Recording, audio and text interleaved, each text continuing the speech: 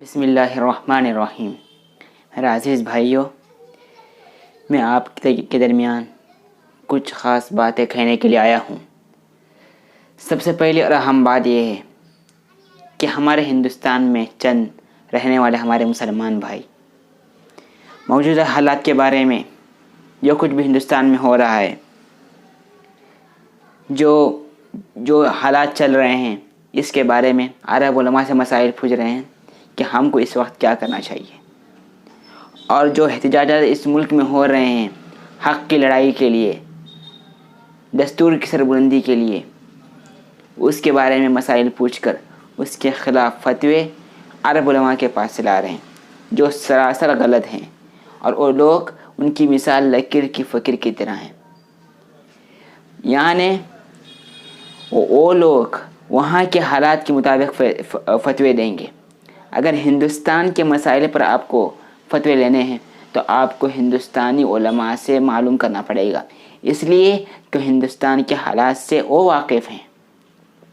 रही बात अरब उलमा की, वो किस एतबार से फतवे देते हैं, इसका साफ जवाब यही है कि इस्लामी तालीमात के मुताबिक मुस्लिम हुक्मरान के ख़िलाफ़ बगावत करते हुए, एहतजाज करते हुए उसके ख़िलाफ़ आवाज़ उठाना और रस्तों पे निकल आना, ये सही नहीं है, यह कबाहत का अमल है। बहरहाल वो दूसरा मसला है। मगर हिंदुस्तान की सूरत हाल कुछ और है। यहाँ पर इस्लामी हुकूमत नहीं है, यहाँ पर जमहूरियत है। और यहाँ पर अपने हुकूक को मांगने के लिए यहाँ की जमहूरियत ने तरह तरह के मौके फराहम किए हैं। और इस्लाम भी अपने दायरे में रहकर हमको अपने हक़ की आवाज़ के लिए बाहर आने की इजाज़त देता है। लोग सवाल पूछते हैं हमसे, सोशल मीडिया पर कमेंट करते हैं, बाज़ लोग और स्मार्ट बनने की कोशिश करते हैं। मैं उनसे साफ कहना चाहता हूँ कि एहतजाज का एक तरीक़ा नबी करीम सल्लल्लाहु अलैहि वसल्लम ने बताया है। शायद वही तरीक़ा हिंदुस्तान में चल रहा है कि एक सहाबी अल्लाह के रसूल के पास आए और शिकायत करने लगे, या अल्लाह के रसूल, मुझे फ़लाँ पड़ोसी बहुत परेशान करता है, मैं क्या करूं? तो अल्लाह के रसूल ने फरमाया, आप अपना पूरा सामान रास्ते पे रखिए, घर के सामने रखिए और ख़ुद भी वहां जाकर बैठ जाइए जब तक पड़ोसी आपसे माफ़ी न मांगे। ये अल्लाह के रसूल सल्लल्लाहु अलैहि वसल्लम ने सिखाया है। रही बात अरब की, वहाँ पर तो ये काम नहीं कर सकते, वहाँ पर तो बादशाहत है। हिंदुस्तान में जमहूरियत है, यहाँ पर हम काम कर सकते हैं और बहुत अच्छा मौका है।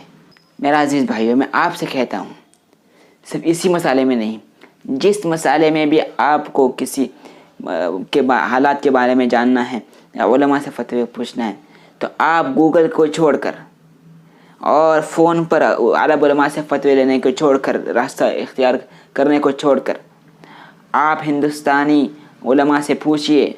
हिंदुस्तान में हर मसलक के बड़े बड़े उलमा अल्हम्दुलिल्लाह मौजूद हैं।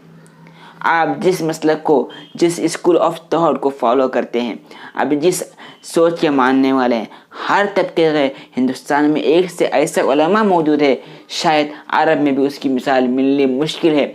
मैं बात ऐसे ही नहीं उड़ा रहा हूँ, आप खुद देखिए अपने आसपास। आप उनके पास जाकर बैठिए, उनके पास ज़ानवी तिलमीज़ अख्तियार करिए, उनके तालिब इल्म की शक्ल में उनके पास जाइए। नहीं, मगर आज हम अपने आप को बड़ा साबित करने के लिए कि हमने फला जगह से फतवा लाया और स्मार्ट बनने की कोशिश करते हैं हमारे बाज़ भाई। ये हरगिज़ सही नहीं है, ये गलत बात है।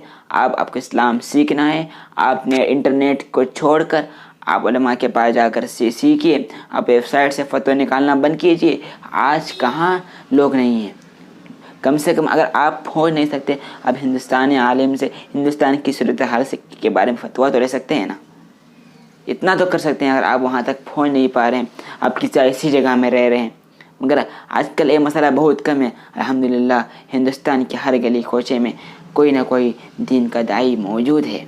अगर आप मौजूद है, अगर वो आपकी ज़िम्मेदारी सही से नहीं निभा रहा है, तो आप पड़ोस में जाइए। बहरहाल आपको एक काम करना है। ये चंद बातें थी जो मुझे आप तक पहुंचानी थी, इसलिए कि मैं चंद दिनों से सोशल मीडिया पर, फेसबुक पर देख रहा हूं कि लोग कमेंट कर रहे हैं कि एहतजाज करना इस्लाम में कहाँ है, कहाँ साबित है। لہٰذا آپ ہندوستان علماء کے پاس جائیے، ان سے سیکھیے۔ عرب علماء کی حقانیت سے ہمیں کوئی اشکال نہیں، الحمدللہ بڑے بڑے علماء ہیں جن کو ہم بھی فالو کرتے ہیں، جن کی تقاریر ہم بھی سنتے ہیں، جن سے ہم بھی فیض حاصل کرتے ہیں، علم حاصل کرتے ہیں، مگر ہندوستان کے حالات کے بارے میں ہم ان سے ہرگز فتویٰ پوچھ نہیں سکتے۔ والسلام علیکم۔